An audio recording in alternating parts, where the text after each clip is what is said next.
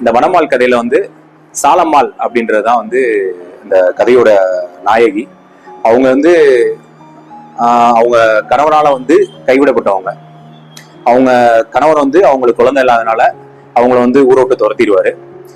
அவங்களுடைய அவர் கணவரோட எடுக்க முடியாதனால அவங்க என்ன பண்ணுவாங்கன்னா அவங்களுடைய பிறந்த ஊருக்கே வந்துடலாம் அப்படின்னு சொல்லிட்டு அவங்க ஊருக்கே திரும்பி வந்துருவாங்க. அவங்களுக்கு ஒரே ஒரு அண்ணன் மட்டும்தான். அவங்க அண்ணனுமே ஊர்ல வந்து அவங்க ஊர் வந்து வானப்பாத்த பூமி அப்படிங்கிறதுனால நிலங்கள் எல்லாம் வித்துட்டு அவங்க அண்ணனோட பையன் மட்டும் ஒரு பையன் மட்டும் இருப்பாப்ல, மூத்த பையன் மட்டும் அந்த ஊர்ல இருப்பாரு, தம்பிதுரைன்ட்டு. அவங்க அண்ணன் மத்த எல்லாருமே வந்து வெளியூருக்கு போயிடுவாங்க. இவங்களுக்குன்னு கொஞ்சோன்னு ஒரு இடம் இருக்கும். அந்த அவங்க அப்பா விட்டுட்டு போன அந்த ஒரு வீடும் கொஞ்சோன்னு இடமும் இருக்கும். அதை வந்து அவங்க பிழைப்புக்காக வந்து அவங்க வாழ்வாதாரமா வச்சு அவங்க வாழ்ந்துட்டு இருப்பாங்க. அப்பப்போ போய் இந்த தம்பிதுரையை பார்ப்பாங்க. அவருக்கு வந்து 3 பிள்ளைங்க இருக்கும். அதுல 2வது பிள்ளை சிகப்பின்றவங்க வந்து இவங்களுக்கு கொஞ்சம் பிரியமான பிள்ளை.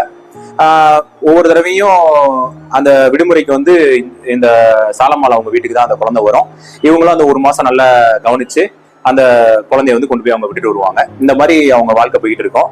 அந்த அவங்களுக்கு இருக்கிற அந்த நிலத்தை வந்து பக்கத்துல ரெங்கம்மாள்னு சொல்லிட்டு வேற ஒரு பக்கத்து இடத்துல இருக்கிறவங்க, அவங்களுக்கு ரொம்ப நாளா வந்து அவங்க வந்து ஒரு அதர் கேஸ்ட்.